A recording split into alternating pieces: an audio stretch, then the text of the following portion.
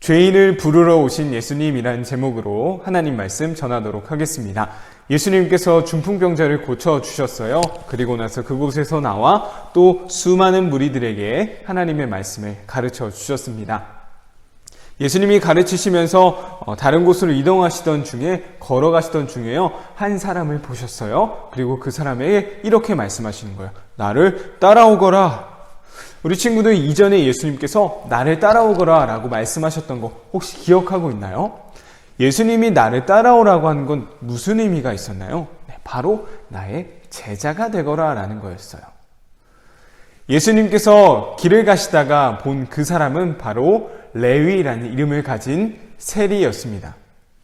세리는 어떤 사람이었냐? 바로 나라의 세금을 걷어들이는 그런 사람이었어요. 그런데 지금 우리가 생각하고 있는 나라의 일을 맡아서 하고 있는 그런 사람들과는 조금 다른 개념이었습니다.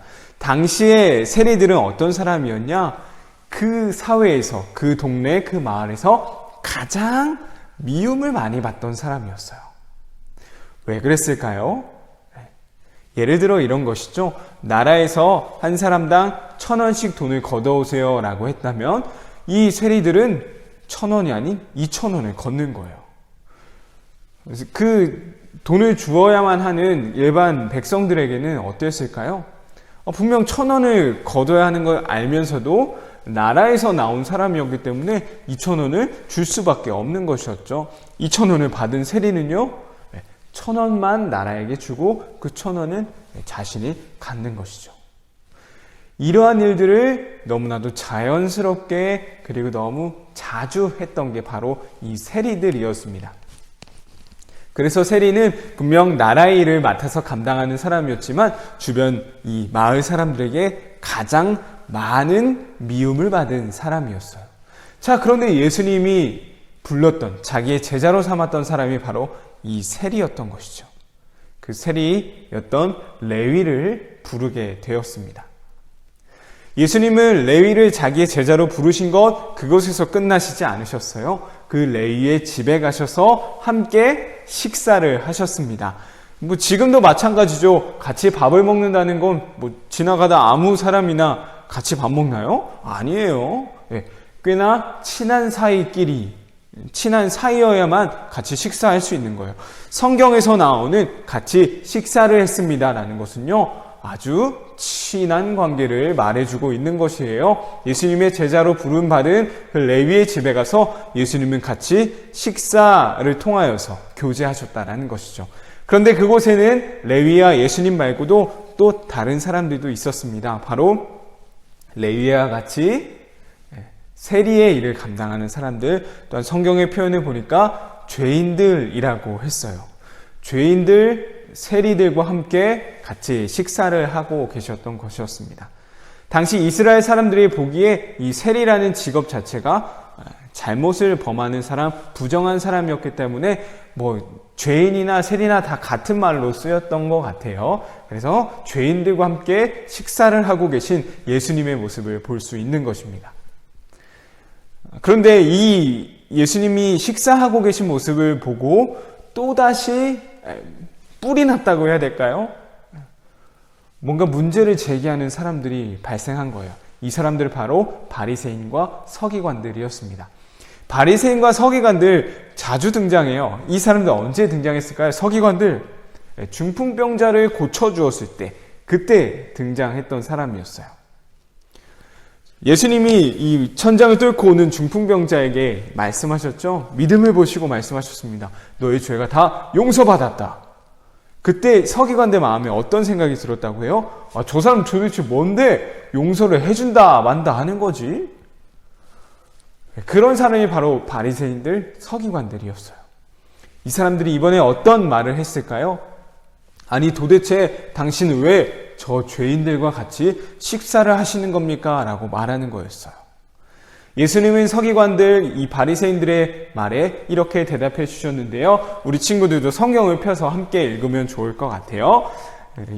마가복음 2장 17절 말씀에 예수님의 대답이 이렇게 기록되어 있습니다. 우리 함께 읽어볼까요? 시작! 예수께서 들으시고 그들에게 이르시되 건강한 자에게는 의사가 쓸데없고 병든 자에게라야 쓸데 있느니라. 나는 의인을 부르러 온 것이 아니요 죄인을 부르러 왔노라 하시니라. 아멘. 예수님께서 말씀하셨습니다. 첫 번째로 먼저는 한 가지 비유를 드신 거예요. 의사가 왜 필요할까요? 의사가 왜 필요합니까? 건강한 사람한테 의사는 필요 없어요. 병든 사람한테 의사가 필요한 겁니다. 내가 이 땅에 온 것도 마찬가지예요. 의인들에게 나는 필요 없어요. 내가 의인들을 부르러 온 게 아니에요. 바로 죄인들을 부르러 온 것입니다. 죄인들을 위해 내가 이 땅에 왔습니다. 라고 예수님께서 말씀하셨던 것이었죠. 자신이 오신 목적을 이 레위를 부르시고 이 죄인들과 함께 식사하시는 모습을 통하여서 다시 한번 대답해 주셨습니다. 예수님이 이 땅에 오신 이유가 무엇이라고 하셨나요? 네, 죄인을 부르러, 죄인을 위하여 오셨다라고 했어요.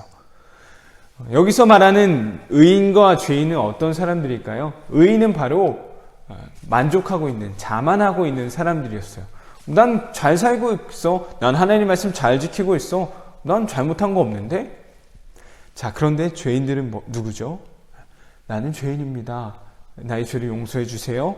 나의 죄를 해결해 줄 수 있는 분은 바로 예수님밖에 없습니다. 라는 고백을 할 수 있는 사람들이 바로 죄인인 것이에요. 나는 아무것도 필요 없어. 말씀 잘 지키고 있어. 이 사람들에게는 예수님이 필요가 없는 것입니다. 죄인들에게라야 바로 예수님이 필요함을 다시 한번 우리에게 알려주고 계신 것이죠. 이것을 통해 오늘의 말씀 정리해 보려고 합니다. 우리가 모이는 교회는 어떠한 곳일까요? 예수님을 주로 고백하는 사람들이 모인 곳입니다. 바로 죄인들이 모인 곳이다라는 것이죠. 예수님이 이 땅에 오신 그 이유, 그 목적을 이루기 위해 모인 사람들이 바로 우리예요. 그렇기 때문에 우리에게 매일매일 순간순간마다 있어야 할 믿음의 고백은 무엇일까요? 바로 우리의 죄에 대한 고백이 되어야 할 것입니다. 나의 죄를 용서해 주세요. 내가 다시는 이 죄에 빠지지 않게 해주세요. 내가 죄를 짓지 않고 죄에서 벗어날 수 있는 유일한 길은 바로 예수님입니다. 예수님이 필요합니다. 이 고백이 바로 교회로 모인 우리에게 가장 필요한 고백이 되어야 할 것입니다.